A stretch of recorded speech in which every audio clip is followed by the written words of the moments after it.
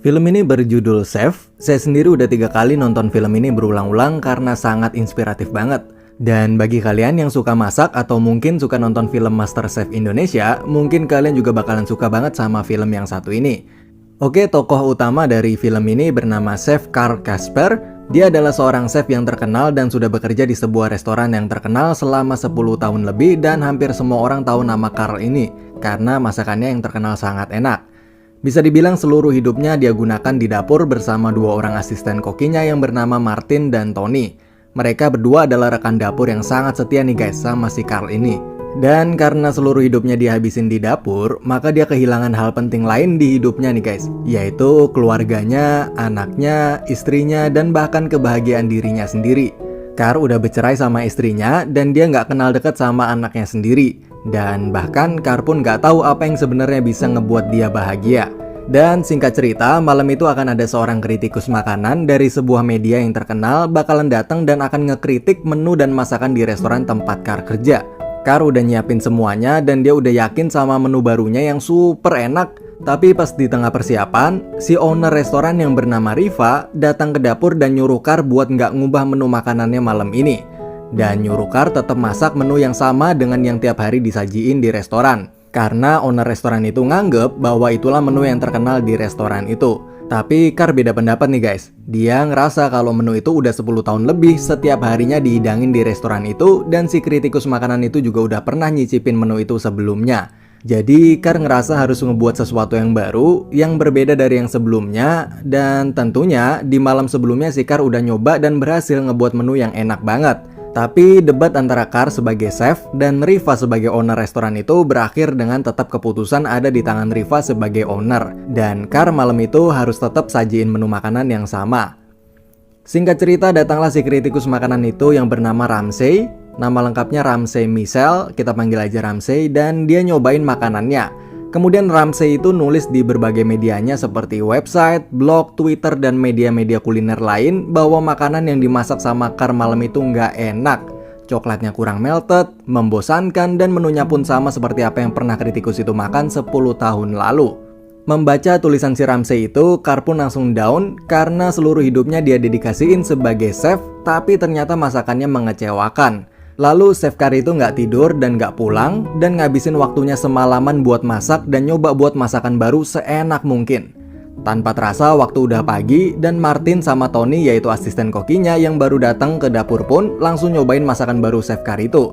Dan pada kaget semua karena enak banget. Kedua asisten Carl itu bilang kalau kritikan dari si kritikus makanan yang kemarin itu jadi trending topik di Twitter sekarang. Tapi karena Chef Carl nggak punya Twitter dan nggak tahu apa itu Twitter, maka dia jadi cuek. Lalu waktu malam setelah pulang kerja, Carl di rumah bareng anaknya nih guys. Dan Carl lalu minta ke anaknya buat dibuatin akun Twitter dan diajarin cara ngegunainnya. Lalu pas baru buka Twitter, mereka berdua pun kaget karena ternyata banyak banget komentar tentang masakannya si Chef Carl itu di artikel yang ditulis kritikus makanan si Ramsay itu. Banyak yang komentar jelek dan ngehina si Carl juga.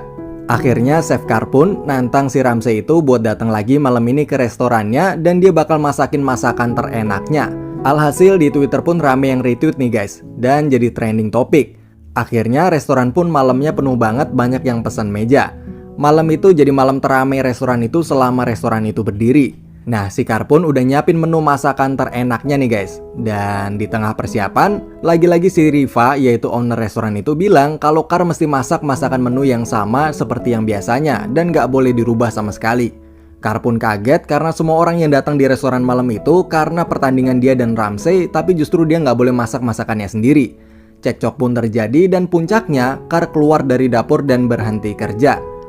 Tapi pas Carl ngajak 2 asistennya yang selalu setia itu, yaitu si Tony dan Martin buat keluar juga, sayangnya 2 orang yang paling setia sama Carl selama ini pun milih untuk tetap stay di restoran. Dan akhirnya Carl pun keluar sendirian. Datanglah si Ramsay yang udah siap buat nyobain masakan barunya si Carl, tapi justru dia disajiin masakan yang sama kayak kemarin dan dia nggak ngeliat Carl sama sekali di dapur. Akhirnya si Ramsay itu nulis di Twitter kalau Carl itu takut bertanding sama dia dan pengecut lah intinya gitu. Nah, pas Carl baru sampai rumah dan dia baca Twitternya si Ramsay itu, akhirnya Carl pun emosi dan balik lagi ke restoran serta marah-marah di sana dan ngebuat kekacauan di restoran. Ada banyak pengunjung yang ngerekam hal itu dan videonya viral dan nama baik Carr pun hancur. Setelah keluar dari restoran itu, dia nggak dapet tawaran kerja sama sekali dari restoran manapun dan dia pun nganggur sekarang. Dia ditawari sama seorang agen buat jadi chef utama di acara TV Hell's Kitchen. Mungkin kalian semua udah tahu ya teman-teman. Nah, menurut agen itu, Hell's Kitchen cocok sama cara Carr marah-marah kemarin. Tapi Carr nggak mau dan nolak tawaran itu. Carr pun juga ditawari sama mantan istrinya buat buka food truck, juga nggak mau. Intinya dia cuma mau kerja di restoran aja dan nggak mau di tempat lain. Oh ya, mantan istrinya itu namanya Ines dan anaknya itu namanya Percy ya guys. Oke, singkat cerita Ines dan Percy mau ke Miami atau Miami. Oke lah, nah terus Ines minta Carr ikut. Nah, nanti Carr digaji sama Ines nih. Di sana kerjanya cuma disuruh jagain anaknya sendiri. Karena Ines di sana ada kerjaan dan gak sempet jagain si Percy. Di sana pun untuk pertama kalinya Percy ngerasain berlibur bareng semua keluarganya lengkap. Dan Percy baru pertama kali ngeliat sisi-sisi lain dari si Carr ini, yaitu seperti jogetannya si Carr dan yang lain sebagainya. Waktu pun berlalu dan Carr mulai merenung kenapa nggak dia terima aja tawaran dari si Ines buat buka food truck.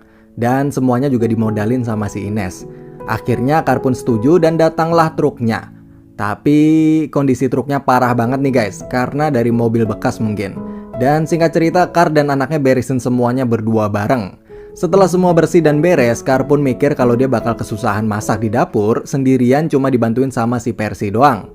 Tiba-tiba datanglah si Martin, yaitu salah satu mantan asistennya di dapur dulu, yang bilang mau gabung ke food trucknya Carr, karena udah muak sama restoran si Riva itu.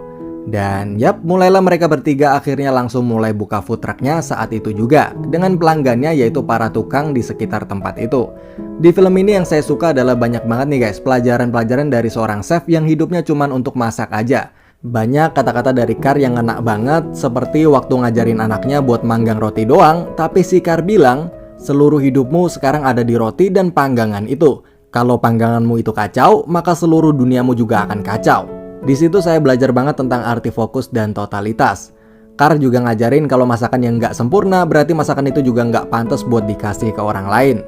Bahkan Carr ngizinin anaknya yang masih umur 10 tahun itu buat minum bir nih guys. Gokil.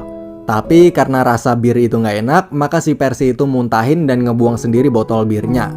Lalu si Carr bilang bahwa sekarang kamu udah tahu rasa dari minuman bir itu. Jadi mulai sekarang kalau ada temen yang nawarin bir ke kamu udah tahu harus ngapain.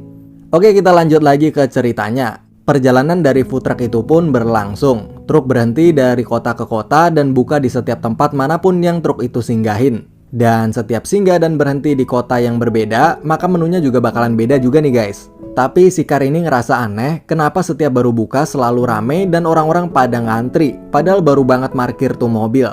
Ternyata selama perjalanan, anaknya yaitu si Percy selalu ngunggah foto-foto postingan ke sosial media buat promosiin food trucknya itu. Alhasil food truck dari Chef Carr yang video marah-marahnya di restoran dulu itu jadi ikutan viral dan semua orang mau nyobain masakan food trucknya si Carr itu. Carr pun kaget ternyata anaknya jago dalam pemasaran atau marketing. Hari demi hari pun berlalu dan si anak minta izin ke Carr buat bikin video 1 detik setiap hari, atau yang biasa disebut 1 second every day, yang nantinya bakal digabungin semua dan jadi video kenangan panjang. Lalu setelah perjalanan panjang dari kota Miami dan udah deket dan mau sampai ke rumahnya, maka Carr bilang ke anaknya bahwa bentar lagi libur sekolah bakalan selesai dan keduanya bakalan balik lagi ke kehidupan masing-masing. Si Percy bakal sibuk sekolah dan si Carr bakal sibuk jalanin food trucknya itu. Tapi si Percy pun nangis karena nggak mau pisah dan masih mau bantuin bapaknya tiap hari Minggu atau setiap libur sekolah. Tapi Carr nggak ngizinin. Percy yang dari kecil nggak pernah ngerasa sedekat itu sama bapaknya, tapi sekarang harus pisah lagi pun nangis tapi tetap bisa nerima keputusan ayahnya itu. Nah, pas sudah sampai rumah dan udah pisah, Carr pun ngerenung dan ngerasa kesepian lagi setelah berpisah sama anaknya itu. Lalu nggak lama anaknya ngirimin ke emailnya si Carr hasil video dari 1 second every day-nya itu. Dan si Carr pun nonton semua kenangan sama anaknya itu sambil terharu. Akhirnya Carr pun berubah pikiran dan nelpon si anaknya itu, yaitu si Percy, dan bilang bahwa anaknya boleh bantuin Carr di food truck setiap akhir pekan atau setiap libur sekolah. Lalu si Ines, mantan istrinya Carr pun kelihatannya juga berhenti kerja nih guys, dan sekarang bantuin kerja di food truck itu sebagai waitressnya. Gak lama di saat mereka semua lagi kerja, tiba-tiba datanglah si Ramsey Michel, yaitu kritikus makanan yang dulu sempat cekcok sama dia itu. Dan mereka berdua lalu ngobrol dan si Ramsey itu ngejelasin bahwa semua ledekan dari Ramsey dulu itu cuma tuntutan pekerjaan aja. Karena untuk bisa populer, maka media online butuh sesuatu yang bisa viral. Tapi Ramsey nggak sungguh-sungguh bermaksud ngehina si Carr itu. Karena dia nganggep semuanya cuma bercanda dan seru-seruan bales-balesan retweet di Twitter. Ramsey nggak nyangka kalau si Carr bakalan sampai marah beneran nih guys. Dan sekarang Ramsey baru aja ngejual situs website kulinernya dan baru banget dapat banyak duit. Dan dia juga udah ngebeli sebuah restoran dan dia minta chef Carr buat jadi chef di restorannya itu. Tentunya berbeda dengan si Riva yaitu owner restoran sebelumnya, si Ramsey ini ngizinin chef Carr buat masak masakan apapun yang dia mau dan yang dia suka. Dan di akhir film pun ditutup dengan chef Carr dan Ines rujuk dan nikah lagi. Akhirnya Carr, Ines, dan Percy mereka bertiga pun bisa hidup bahagia bersama lagi.